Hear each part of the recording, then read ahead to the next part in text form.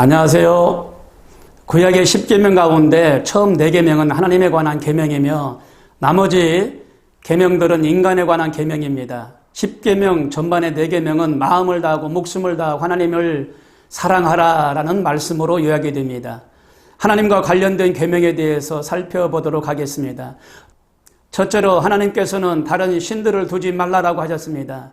하나님으로부터 지음받은 사람은 본래적으로 창조주인 하나님을 경외하는 마음을 갖고 태어납니다.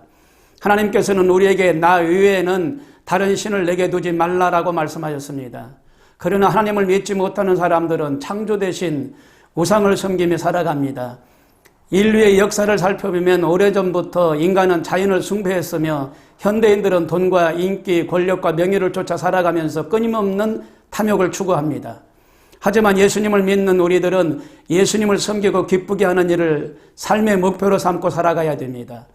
역사학자 웰즈는 하나님을 발견하기까지는 그의 인생의 시작도 끝도 없다. 하나님을 발견하지 못한 인생은 모두가 헛된 것이다 라고 말했습니다. 두 번째로 하나님께서는 우상을 만들지 말고 섬기지 말라라고 말씀하셨습니다. 우상이란 하나님을 대신하여 예배하는 모든 대상을 말합니다. 하나님께서는 우리에게 어떠한 형상이든지 우상을 만들지 말라라고 말씀하셨습니다. 그러므로 우리는 우상을 만들거나 숭배하는 죄를 회개하고 진리와 영으로 하나님만 예배해야 됩니다. 세 번째로 하나님께서는 야훼의 이름을 망령되이 일컬지 말라라고 말씀하셨습니다. 헨리 반 다이크의 소설 가운데 잃어버린 언어라는 제목이 있는데 여기에 주인공은 허마스입니다. 허마스는 부와 명성을 얻는 대가로 하나님의 이름을 사탄에게 팔아버렸습니다. 그 이후로 그는 부친이 죽었을 때와 첫 아들이 태어났을 때에도 하나님의 이름을 부를 수가 없었습니다. 허마스는 자신의 아들이 죽게 되었을 때 하나님의 도우심이 필요함과 소유의 무가치함을 절감하게 됩니다. 그가 마침내 하나님의 이름을 부르자 죽어가던 아들이 살아났습니다. 이는 인간이 하나님을 떠나서 혼자의 힘으로 살아갈 수 없음과 하나님의 이름을 망령되이 일컬는 일은 하나님의 존재를 망각하고 하나님의 뜻을 무시하는 처사이기 때문에 우리는 마음을 다하여 야훼의 이름을 영화롭게 해야 됩니다. 네 번째로 하나님께서는 안식일을 거룩히 지키라고 말씀하셨습니다. 우리 믿는 사람들이 엿새 동안 부지런히 일하고 일일째 되는 날은 거룩히 규별하여 안식하고 봉사하면 큰 복을 받습니다. 미국의 서부 개척 당시에 골로슈가 있었습니다. 많은 사람들이 금을 캐겠다는 일념으로 주일에도 쉬지 않고 서부로 달려갔습니다. 그러나 청교도들은 성경 말씀대로 주일을 성수하면서 예배드리는 일을 잊지 않았습니다.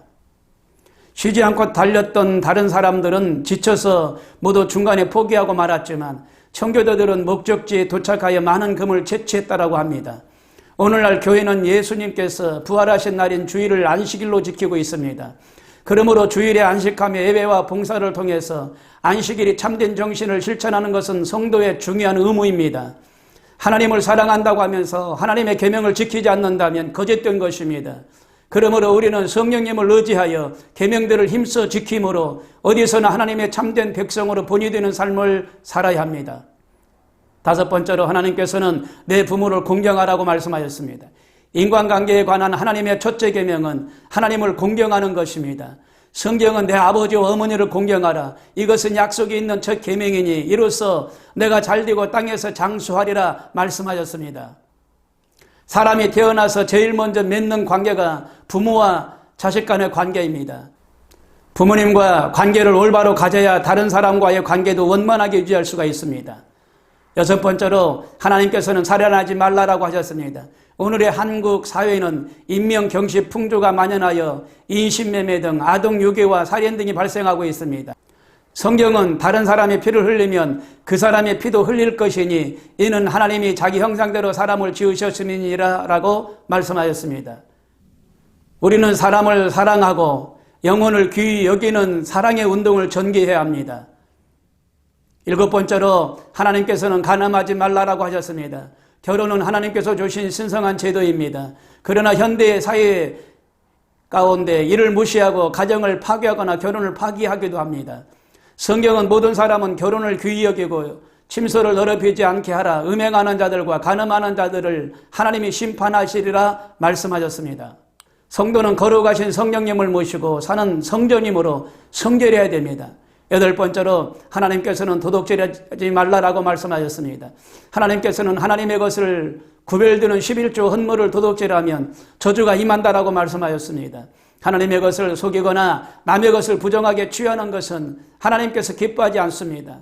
이런 일을 행하는 사람은 양심의 가책 때문에 기쁨과 평안을 상실하고 하늘의 소망까지도 상실하게 됩니다. 9번째로 하나님께서는 이웃에 대하여 거짓 증거하지 말라라고 하셨습니다.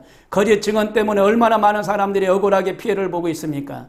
성경은 거짓말하는 모든 자들은 불과 유황으로 타는 못에 던져지리니라고 말씀하셨습니다. 우리는 허탄한 말을 버리고 진실을 말해야 됩니다. 10번째로 하나님께서는 이웃의 소유를 탐내지 말라라고 말씀하셨습니다. 탐심은 일만하게 뿌리가 되어 자신도 망하게 하고 남도 망하게 합니다. 탐심은 자기의 분수를 넘어선 욕심이기 때문에 큰 죄일 뿐만 아니라 우상숭배입니다.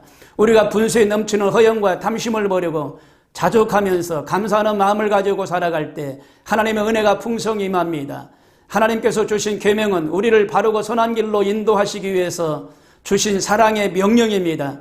하나님께서 주신 이웃사랑의 계명을 기쁨과 순종하는 마음으로 준수하여 하나님의 나라를 확장하는 참된 그리스도인들이 되기를 주님의 이름으로 축원합니다. 오늘은 여기까지입니다.